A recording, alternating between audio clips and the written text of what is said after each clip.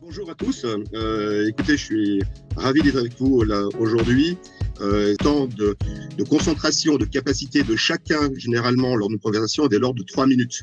Donc, ce que je vais faire, c'est quelque chose d'extrêmement simple. C'est que dans les 60 secondes qui restent, je vais vous donner les informations clés sur comment mesurer et prouver le ROI. Et donc, après, je développerai encore pendant 5 minutes à peu près les sujets si on a encore un petit peu le temps. Alors, le premier point, c'est tout simplement, je ne sais pas si c'est déjà retrouvé un peu dans cette configuration, au board, on vous dit, tiens, je vais lancer des campagnes ABM et on vous pose la question, ben, très bien, mais pourquoi est-ce que vous avez cet air bizarre lorsqu'on vous demande un petit peu quel est le ROI de votre campagne marketing, account-based marketing? Du coup, les 3 défis qui sont sujets à cela sont très simples. La première, c'est que vous, en termes de directeur marketing, vous devez consolider de la donnée qui provient de différents systèmes. Vous avez vos sites Internet, vous avez vos emailing, vous avez sûrement peut-être un outil de marketing automation et puis vous avez aussi votre CRM. Donc, comment consolider un peu toutes ces données pour pouvoir tirer des indicateurs, pour pouvoir mesurer votre ROI? On n'a pas encore parlé, je pense, assez fortement, mais aussi comment mesurer ce fameux aliment entre le marketing et les ventes. Bon, le marketing travaille de son côté, les ventes travaillent de son côté, mais finalement, il faut qu'ils travaillent ensemble pour qu'on puisse trouver les bonnes cibles et trouver le bon contenu.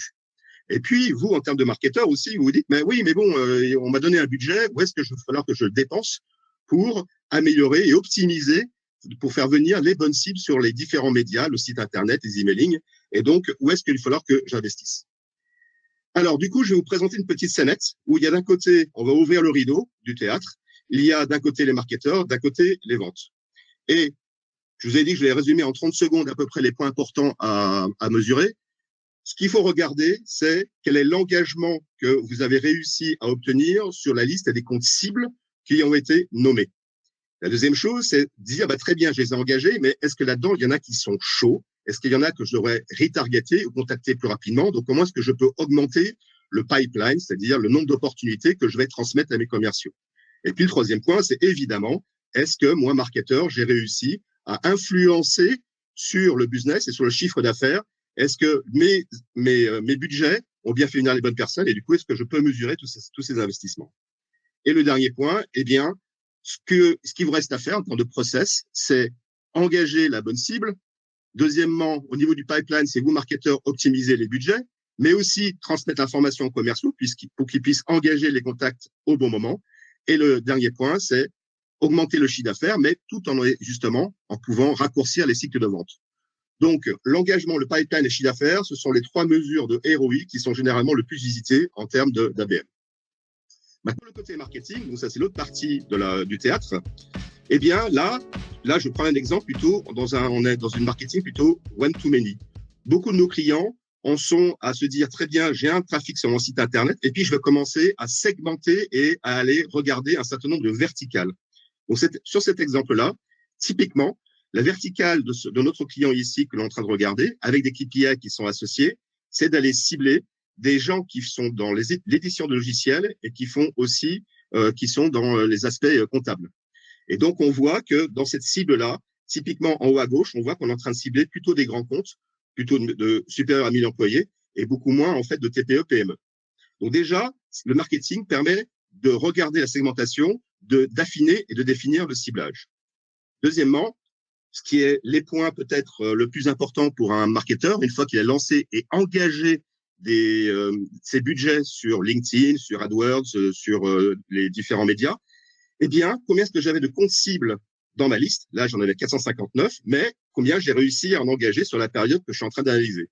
Là, j'en ai 266, c'est-à-dire à peu près 60%. J'ai réussi à engager 60% de ma cible sur les 3 derniers mois. Et la technologie ABM permet aussi de cibler et de se dire, parmi ceux-là, quels sont les prospects les plus chauds, quels sont les comptes cibles les plus chauds que je devrais recontacter. Là, comme on est en technologie ABM, pratiquement tous ceux qui on avait ciblés doivent être contactés et en plus de ça, on montrait l'intérêt chaud sur le contenu que j'ai fait. Le point ensuite, c'est une fois que j'ai rempli mon pipe, j'ai les sociétés à contacter qui sont les plus chaudes, on voit les 266 qui sont là, eh bien, il est possible aussi de mesurer l'impact business que la stratégie ABM a permis d'effectuer. Sur les 266, finalement, à la fin, par rapport à différents ratios qui sont soit donnés par les commerciaux, soit qui sont mesurés en temps réel quand on branche les technologies ABM avec votre CRM, il n'y en a plus que 54 qui ont réellement une opportunité sur lequel je devrais engager encore plus de commerciaux pour un potentiel là de 2 millions d'euros, puisque mon panier moyen pour cet éditeur de logiciels-là est de 30 000 euros. Donc, quand on regarde un petit peu tout ceci, on se dit, eh bien, très bien, j'ai réussi à faire venir les bonnes personnes, je les ai engagés, ils sont chauds, j'ai créé du pipe.